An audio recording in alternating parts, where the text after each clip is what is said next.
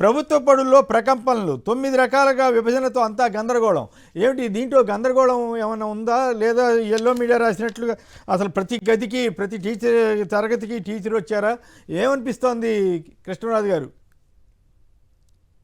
Sir, ఆంధ్రప్రదేశ్లో ఈ రోజున విద్యారంగం కూడా భ్రష్టు పట్టిపోయిందండి. ఎందుకంటే టీచర్లు కూడా ఏదో జగన్మోహన్ రెడ్డి గారి మీద కోపంతో, అంటే ఆయన పని చేయమని చెప్పారు, మీరు ఎప్పుడు వస్తున్నారు ఎప్పుడు వెళ్తున్నారు చెప్పమని చెప్పారు, అందుకే ఆయన మీద కక్ష కట్టి ఆయన ఓటమికి ఒక కారణం కూడా వాళ్ళు అయ్యారండి. అటువంటి వారు ఈ రోజున సుఖంగా ఉన్నారా అంటే ఏమాత్రం సుఖంగా లేరు. వారికి రావాల్సిన సంబంధించి వేతనాలకు సంబంధించిన బకాయిలు కానీ లేకపోతే ఇతరతర అంశాలు కానీ ఏవి కూడా సెటిల్ కాలేదు.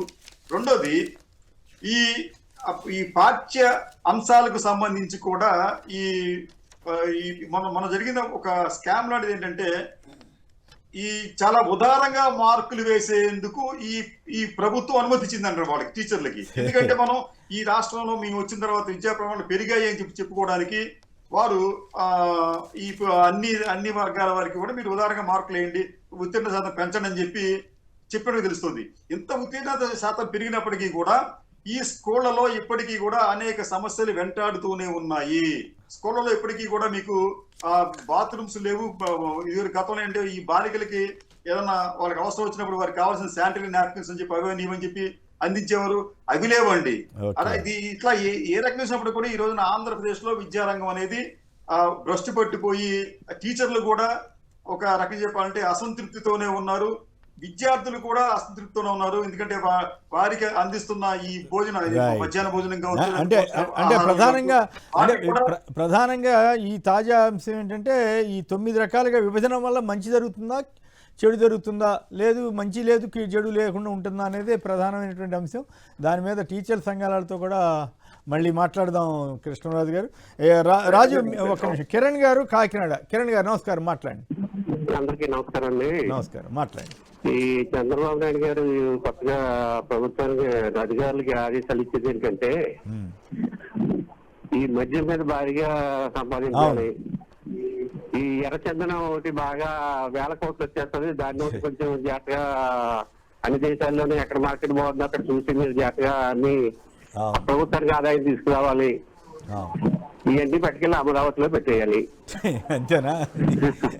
ఇది కాకుండా ఈ డబ్బులే కాకుండా దాదాపు 1,00,000 కోట్లు అక్కడే ఖర్చు పెడతామని చెబుతున్నారు. అదేందా ఇది మంచిది కాదా అంటే, వాళ్ళంతా విద్వేషం పెంచినట్టంట, ప్రాంతీయ ద్వేషాలు పెంచినట్టు వాళ్ళు చేసేదేమో చేస్తారంటే ఎవరు మాట్లాడకూడదంట. ఇట్లా అయిపోయింది. వాళ్ళు ఉన్నప్పుడైతే వాళ్ళ అపోజిషన్లో ఉన్నప్పుడు ఏం మాట్లాడినా సరే అది గొప్ప విషయంగా, అది ఖచ్చితంగా అది పెద్ద ఇష్యూలాగా మాట్లాడేవాళ్ళు. రైట్. ఇక రాజు, మీరు కూడా ఏమైనా మాట్లాడతారా? ఈ టీచర్ల విభజన మీద వస్తున్న రియాక్షన్స్ ఏమిటి? సార్, కృష్ణరాజు గారు ఆయన ప్రారంభించిన మాటలు ఏం చెప్పారంటే, జగన్మోహన్ రెడ్డి గారి మీద టీచర్స్ కొంత కాదు బలంగానే వ్యతిరేకత వ్యక్తం చేశారు జగన్మోహన్ రెడ్డి గారి ప్రభుత్వం మీద. Maybe some what is true, but ఈ యొక్క మా మీద మేము వచ్చిన 5 ఏళ్ల తర్వాత ఏమన్నా టీచర్లకు వ్యతిరేకత వచ్చిందేమో, కానీ కొత్త కూటమి ప్రభుత్వం వచ్చినటువంటి 10 నెలలు తిరగకుండా ఉత్తరాంధ్రలో ఉపాధ్యాయ ఎమ్మెల్సీ ఎలక్షన్ జరిగితే తెలుగుదేశం పార్టీ అభ్యర్థిని నిలబెడితే ఊడ్చి పడేసినట్టు ఓడించి పడేశారు టీచర్లు అందరూ కూడా. టీచర్లలో ఈ యొక్క కూటమి ప్రభుత్వం మీద ఎంత వ్యతిరేకత ఉందో చెప్పడానికి వాళ్ళు కోల్పోయినటువంటి టీచర్స్ ఎమ్మెల్సీ ఎన్నిక ఒక ఉదాహరణ అని చెప్పి సందర్భంగా గుర్తు చేస్తున్నాను. రెండోది ఏంటంటే, టీచర్లు అందరూ కూడా ఈ యొక్క కూటమి ప్రభుత్వం మీద వ్యతిరేకతలో ఉన్నారు. వారు తీసుకొస్తున్నటువంటి నూతన విధానాల పట్ల కూడా ఎక్కడ వాళ్ళు సంతృప్తిగా లేరు. రెండవది, మేము ఉన్నప్పుడు కాస్త కూస్త మేము జీతాలు వేసినప్పటికీ కూడా కొంత లేట్ అయింది అనేటువంటి అపవాదం మా మీద ఉంది. అయితే చంద్రబాబు నాయుడు గారు వచ్చి నేను 1వ తారీఖు కల్లా ఆ ఇష్యూస్ మళ్ళీ మాట్లాడుకోవచ్చు. ఇప్పుడు 9 రకాల పాఠశాలలు రాబోతున్నాయట, 9 రకాల విభజన అంతా గందరగోళంగా ఉందన్నది ప్రధానమైన వార్త. దాని మీద మీ దగ్గర ఏమైనా సమాచారం ఉంటే చెప్పండి, లేదంటే మళ్ళీ ఒకసారి చర్చ పెట్టుకోండి. 9 రకాలైనటువంటి పాఠశాలలన్నీ కూడా ఎలా ఉంటదంటే 9 నవనగరాలు అన్నట్టే ఉంటది. ఇలా అంతా కలిపి కేవలం మీడియాకి మ్యాథ్ వేయడానికి తప్పితే గ్రౌండ్ రియాలిటీలో దీని మీద శూన్యం. ఎందుకంటే నా కుటుంబ సభ్యులు కూడా చాలా మంది ప్రభుత్వ ఉపాధ్యాయులు ఉన్నారు. దీని పట్ల ఎవరు సంతృప్తిగా అయితే లేరు ప్రస్తుతానికి నాకున్నటువంటి ఇన్ఫర్మేషన్ ప్రకారం. రెండోది, గతంలో జగన్మోహన్ రెడ్డి గారు విద్యా వ్యవస్థను తారాస్థాయికి తీసుకొచ్చారు.